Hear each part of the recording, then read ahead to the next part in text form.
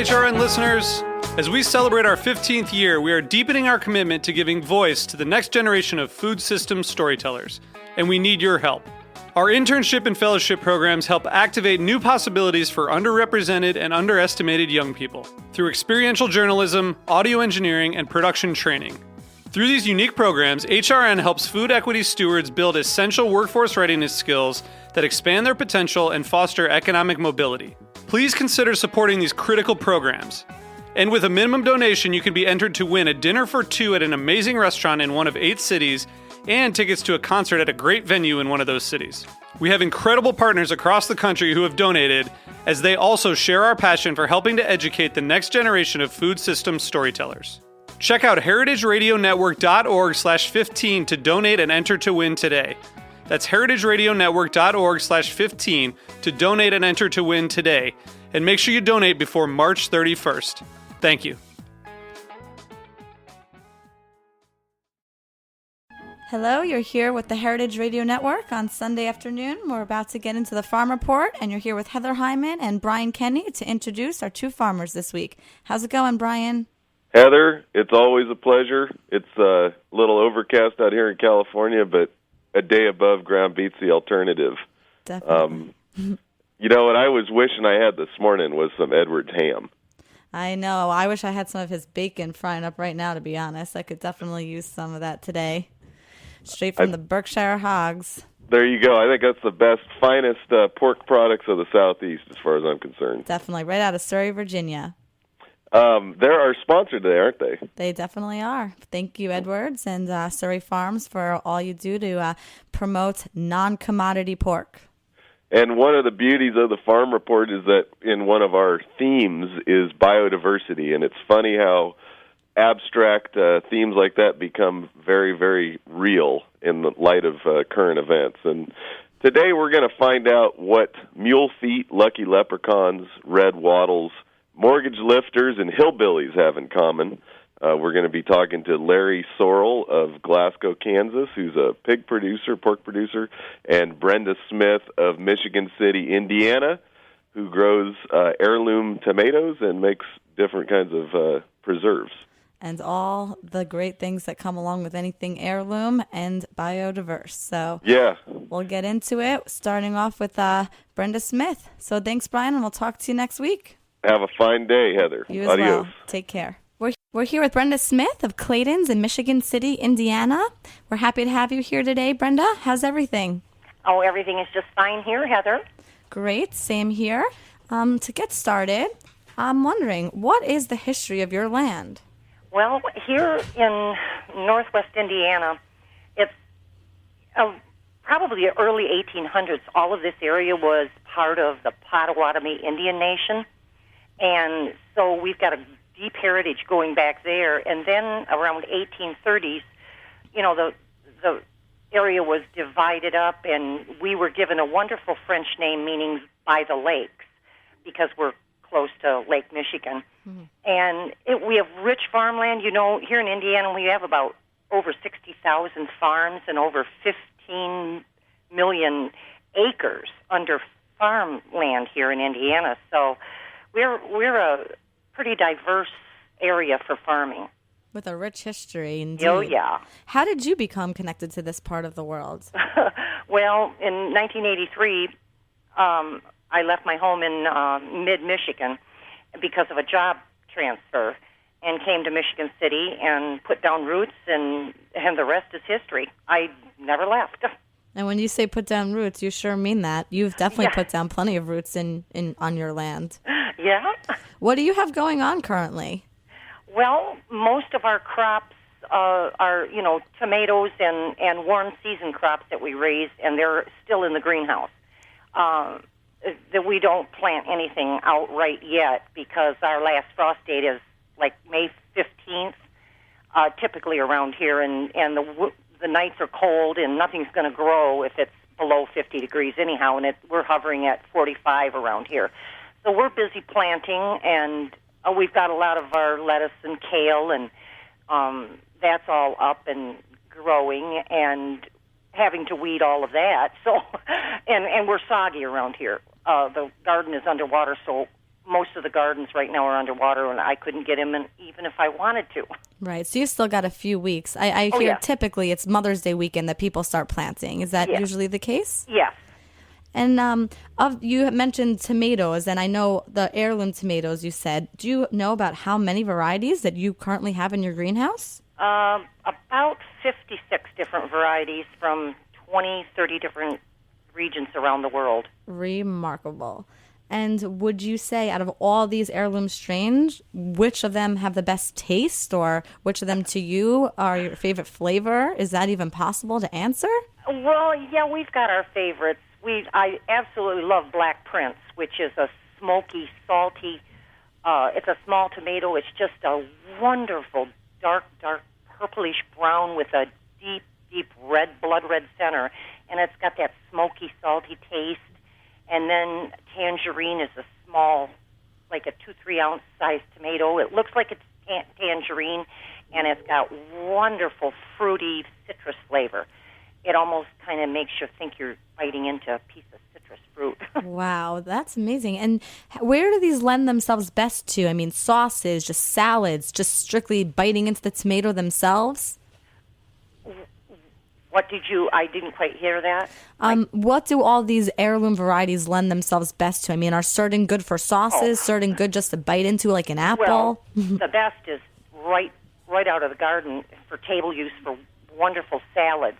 You don't need much. You can make absolutely wonderful salads just with a little balsamic vinegar and mozzarella cheese and sliced tomatoes. But I do a tremendous amount of different types of salsas. And they all give a different flavor. I use just like reds and purples and blacks and into our red salsas, and then we have yellow salsas that just use the white tomatoes, the yellow tomatoes and orange tomatoes, and the light pink variety, and they tend to make a fruitier salsa. But they're wonderful. They're not keepers. Heirloom tomatoes are not good shippers or keepers, and that's why, they're not. You don't see a lot of them in the stores. Right. So where do you produce enough that you're able to sell it locally? What do you do with your vegetables once they come to fruition? Well, there are several higher-end restaurants that love to have my tomatoes, but I normally sell most of them at farmers markets. We do farmers markets up in New Buffalo, Michigan, and then hopefully one here in Michigan City on the waterfront. It's going to be a brand new one that starts up this year, so I think that's going to be a nice outlet for us. But I have tomato groupies that come from all over just to buy the tomatoes from the farm.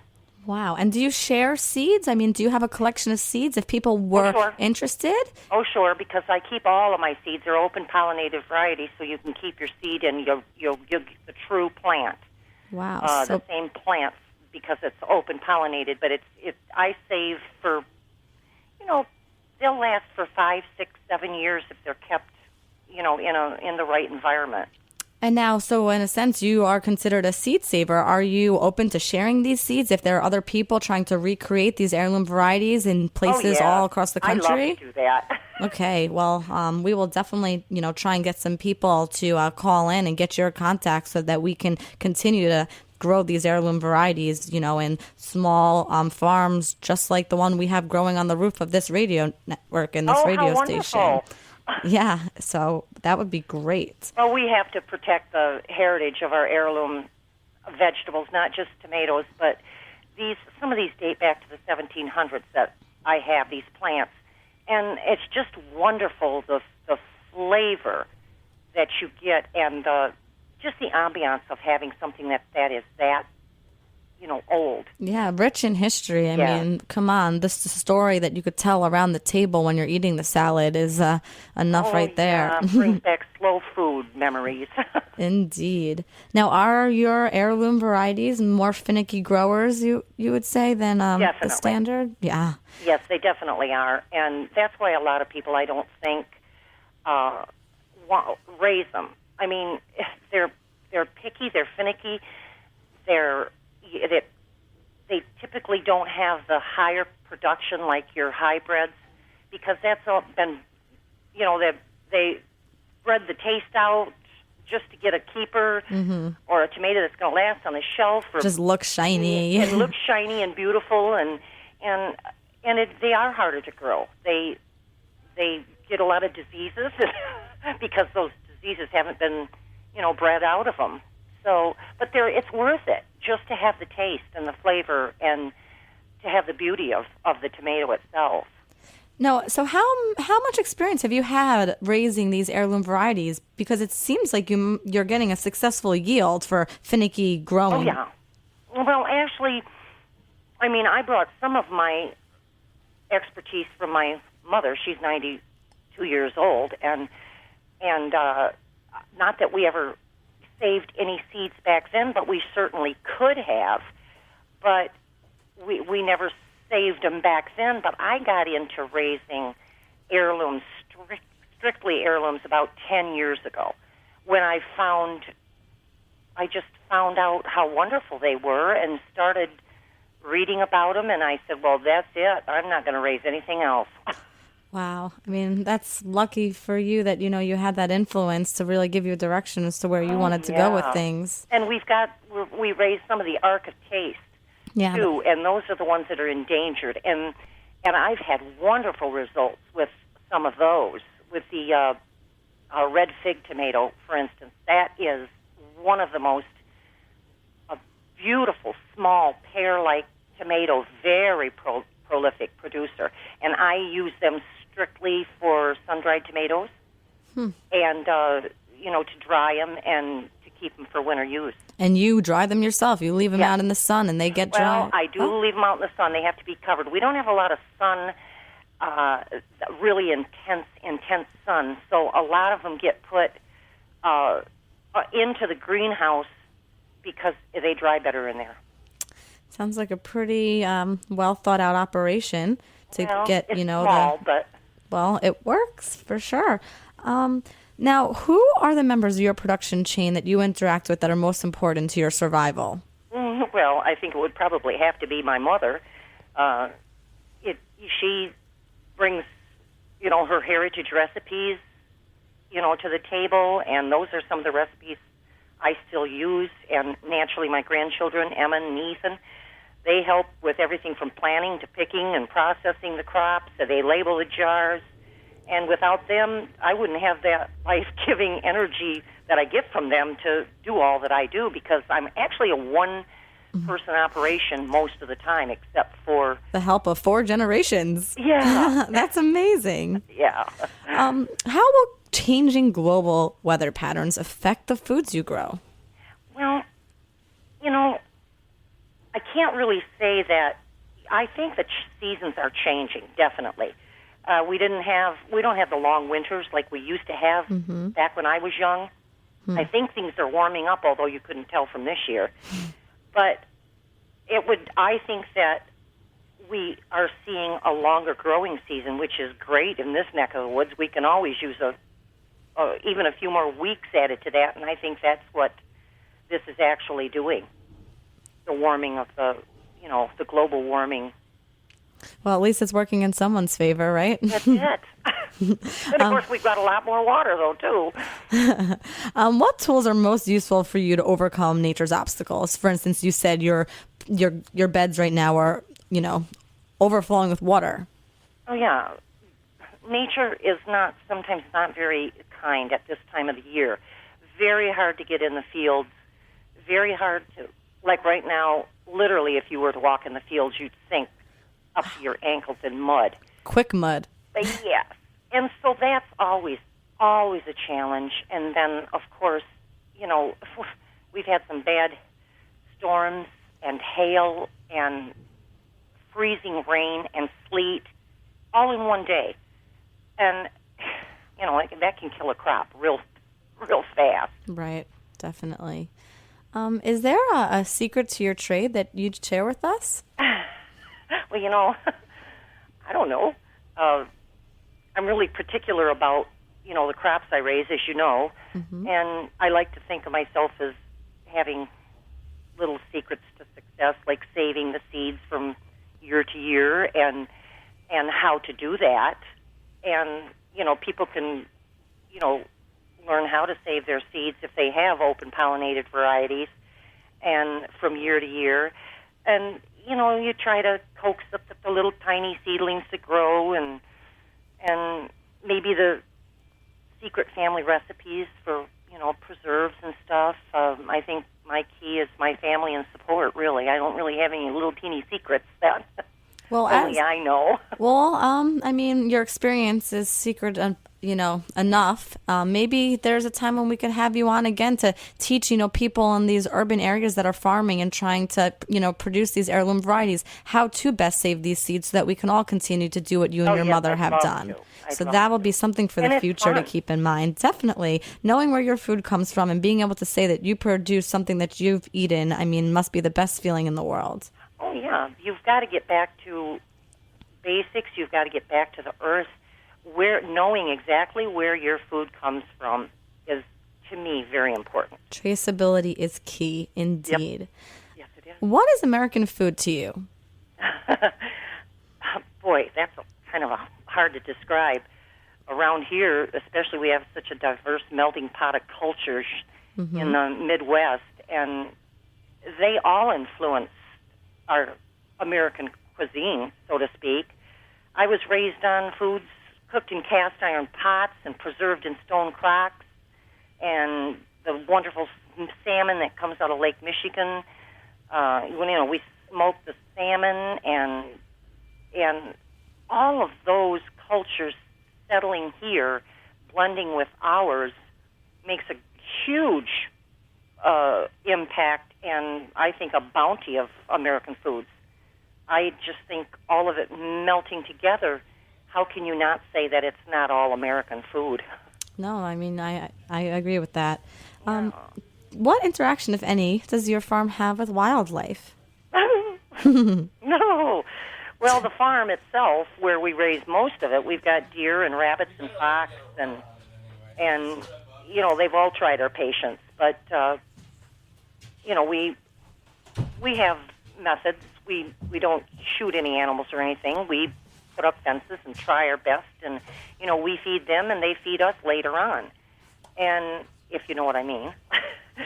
But we have between 70 and 100 Canadian geese here at the lake, where we have a lot of our test gardens. Wow. Oh, my. That's not good. It's been a true test to keep them out of... We have hoops. What do they say, cranberries, too? If you put cranberries on the ground, doesn't that sometimes help those Canadian geese go away? I have tried everything. Wow. I have literally tried everything, and it can be a nuisance problem. But we've constructed hoop houses over all of our test beds here, and that really keeps them out. But they love the white clover. We plant white clover to bring the bees in. Right, great. And between the rows, and I think they can smell it. They must. And then now, if you had to relocate your farm, where would you go? And if you were thinking about relocating your farm, would it be because it may help your crops grow better? Well, I would have to say I do not think that we would relocate, but if we had to, I'd go back to Michigan. The farmland there where I was raised is deep, dark, rich, loamy soil. Here we tend to have a lot of clay, and so that's a big challenge, too, to work with. It doesn't drain as well, and we have to bring in a tremendous amount of organic matter into the soil every year just to keep it lighter and airier. But I think I would go back to my roots, back to Michigan, if I had to. All right. Well, Brenda, thank you so much. It's been a pleasure speaking with you, and we hope to have you on again and really maybe teach these people in more urban areas how to best preserve the seeds that they get from their crops this year. Yes, and that would be just an exciting thing to do, and I think people would really enjoy that. And it would benefit us all in the long run. All right. Well, thanks, and we'll talk to you soon. Okay. Thank you. Have a great Bye. rest of your day. Bye. So moving on with our farm report, we're here with Larry Sorell of Lazy S Farm in Glasgow, Kansas. How are you today, Larry? Very good, very good. Wonderful. Well, happy to have you on this Sunday. It's beautiful. How about where it is in Kansas? Oh, we've been getting plenty of rain. Well, that's a good thing. April showers bring those May flowers. Right. Have you seen any yet? Not yet. It's It's been raining a little too much yet. Need a little sun. Yeah, that's the word all around. Just spoke with Brenda of Michigan City, Indiana, and she's saying the same thing. Her crops are all overflowing with water. Right. So even though it's well documented that swine flu is not transmittable by consuming pork products, do you think that consumer ignorance and the general culture of fear monitoring in America right now is going to result in, a negative effect on your pork business? It it may be for a while, but I think the media is making a pretty good point that it doesn't come from swine. So I think with a little more education, they'll realize it doesn't. Yeah, hopefully we'll be able to promote that a little bit more than just the word swine and pig next to the word flu. Right. So what is the history of the land where you are in Glasgow, Kansas?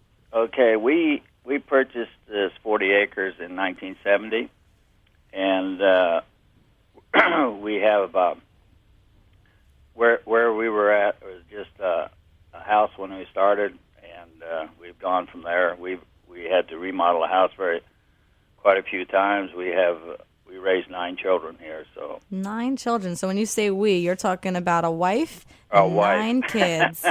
Wow. And are your children working with you on the farm at all, or have they ever? No. Well, they they worked with us all the time they were going through school, but everyone now has their own thing.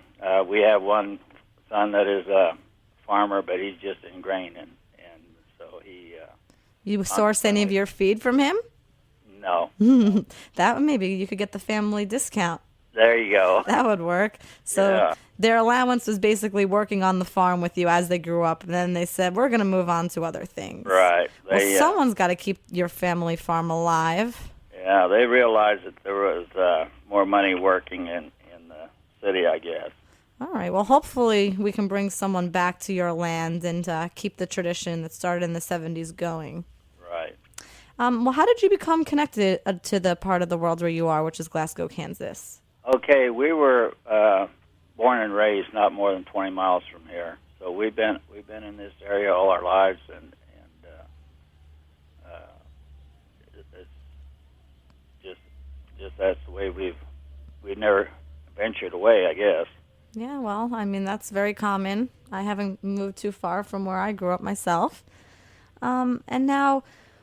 Do your neighbors or the people in your community know what you do and what's going on your lands? Can you tell us a little bit about, how the community could somehow be involved with what you're producing or how they can help what you do? Okay, our hog project, what you might call it, is pretty well known around here. We've had quite a few write-ups in the paper, and all our friends and kind of pass the word around that what we do and how our quality of our product is. And do they try and purchase direct from you? Do they visit you at the farm? We have some that purchase direct, but a lot of it we sell at farmers markets, and what we sell at farmers markets are just sausages and our call sow program. All our main cuts goes to Heritage Foods. Nice. So about that farmers market, is that once a week? Our farmers market, it'll run about 20 weeks in the summer. It'll start the last weekend in May and go through till October. Nice. So I bet you're getting ready to start up that soon. Yeah, about a month from now. So you'll be the busy man. What day of the week is that? Saturday. Saturdays. Yeah. Well, That sounds like fun. To you, why is farming and farmers so important, especially in our country? Well, farming is basically the lifeline of the country. The farmers feed the people, and we've got to have those farmers in the country. No, I agree completely. And if you could write one farm issue into law, what would it be? And I think that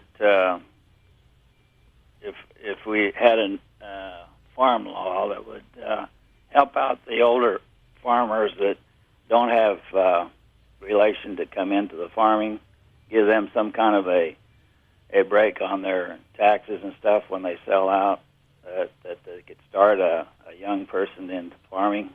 Right now, it is so expensive for a young person to start. If he doesn't have some kind of a connection, a dad or an uncle or something, he's pretty well out in the cold. Right, or unless he's working with a big factory farm or the government with subsidies in that way? Right. Well, if he's working for a factory farm, they're not going to get him in. He might be working on a farm, but he's not going to be saying he's his own boss or whatever.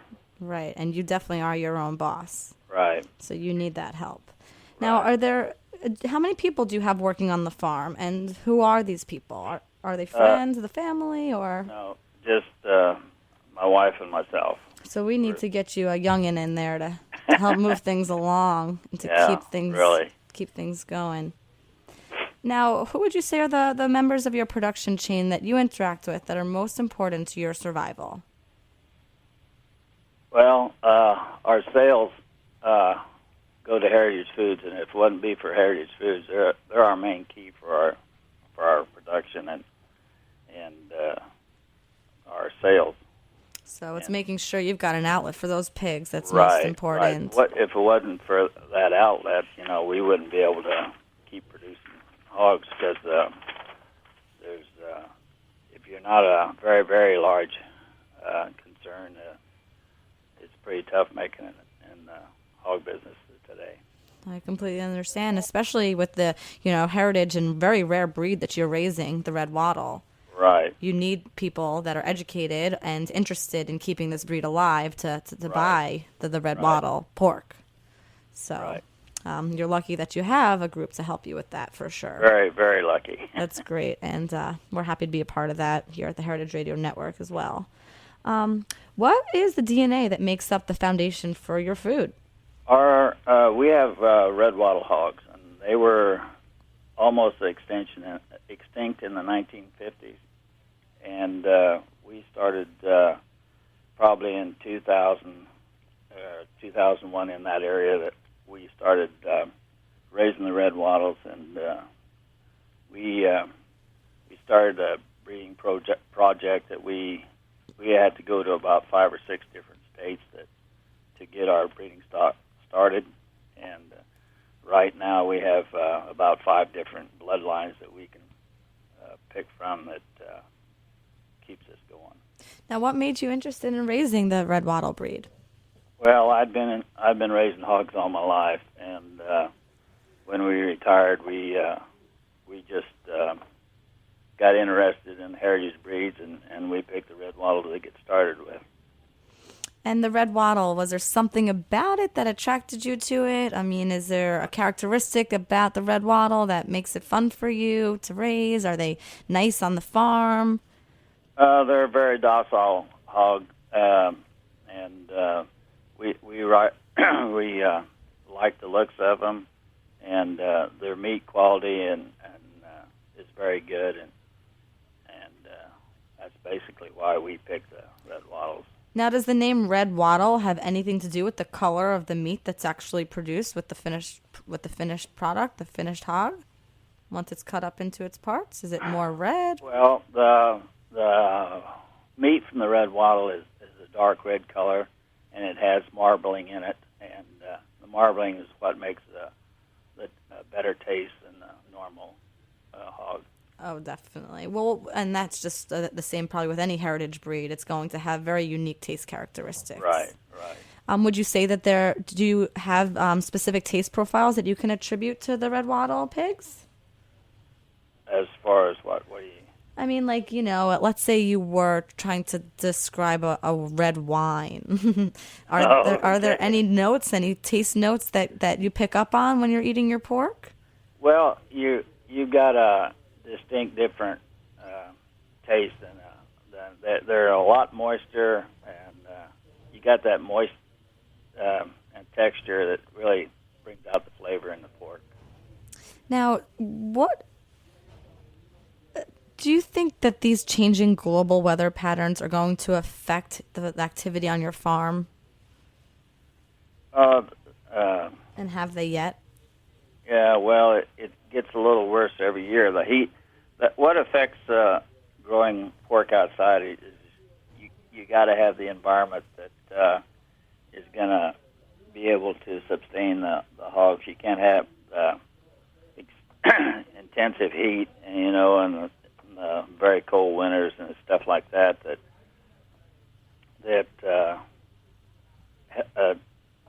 makes the production of the hog harder. The milking of the hogs is what you have to look at, and if you have an very warm or very cold weather, it's hard to keep them sows milking good. What was that word you said? Is it milking? Right. They have milk for the piglets. What exactly does that mean? Well, it's the nourishment for the piglets. Oh, like the milking from the mothers. Right. Oh, okay. Definitely can understand that. Right. Now, are there tools that are most useful for you to overcome nature's obstacle? I know you had just said that, it's been a lot of rainwater on your farm. So is there something that helps you dilute the water or dry it up or? Well, what we do, what our main deals for hogs are is you got to have shelter. You got to have fresh water for them, and you got to have shade in the summertime, and that's basically water, shade, and shelter. Water, shade, and shelter. Yeah. Well, those are tools that you can definitely build in terms of the shade and the shelter. The water, we gotta just make sure you always have access to clean water supply. Water to them. And now, because of the particularities of this heritage breed that you raise, is there a secret or a key to which only you know?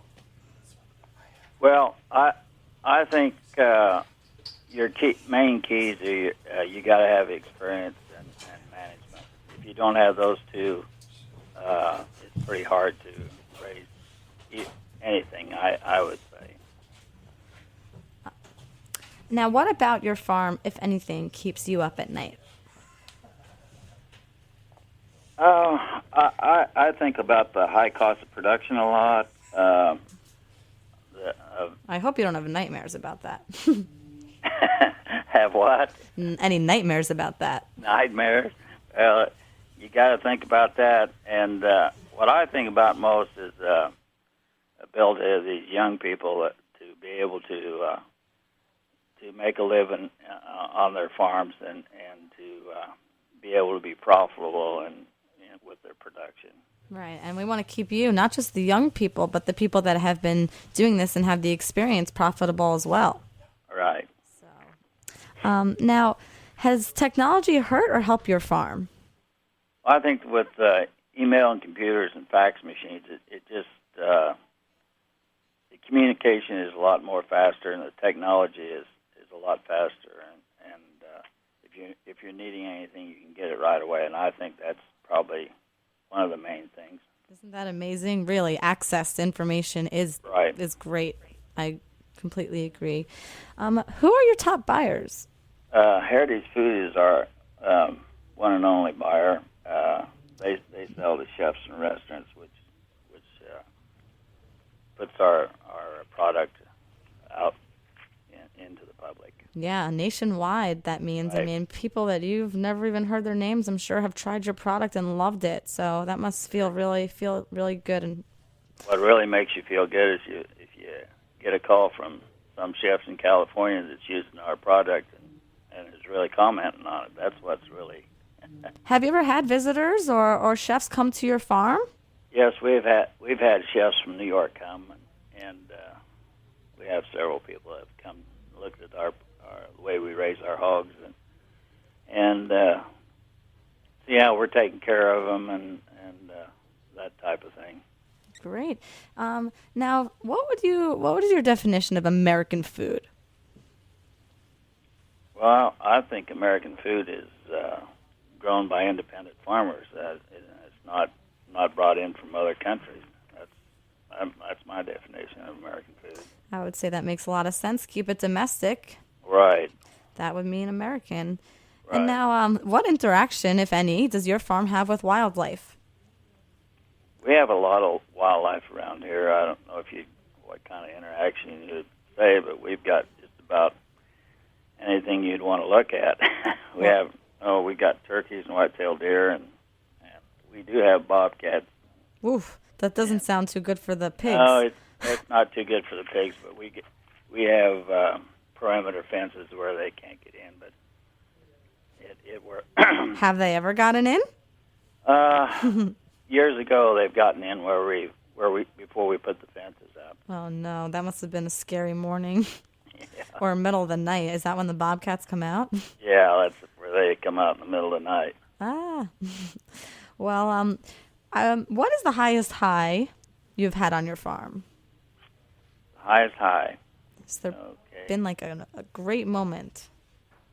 I would say our biggest high over the years is just being able to raise our children in a country setting and letting them get responsibility and a worth ethic. And I think that's the main thing that we've gone through the years and tried to do. All right. And now, what about the lowest low? Has there been a really sad or... Yeah, we lost our house to a fire in 1980, and that kind of put things to... Oh, well, I would say. Geez, and did you have... How many kids did you have at that point? We had 9. Oh, my gosh. What did you do? Oh, we just... the neighbors pitched in, and we rebuilt it. That's really awesome that you had that help. I mean, do we know how the fire started? Well, we were gone at the fair at the time, and it started from the upstairs, so nobody knows how it started. Everybody was gone. So. Oh, man. Well, I hope you had fun at the fair at least. Yeah. We had fun for a while. This is probably a tough one, but if you had to relocate your farm anywhere, where would you go? Oh, if I had to do this over again, I would probably locate in Missouri. We have a son in Missouri, and it seems like the climate for outdoor hogs would be a little more favorable than it is here. We have such extreme highs in the summertime and extreme lows in the temperature in the winter that they're a little bit further south, and I think that's where we would probably locate. All right. Well, Larry, it's been great speaking with you. Thank you for coming on to the show today. We hope you enjoy the rest of your Sunday, and we hope to have you on again soon. Okay. Well, thank you very much. All right. Take care, Larry. You bet. Bye.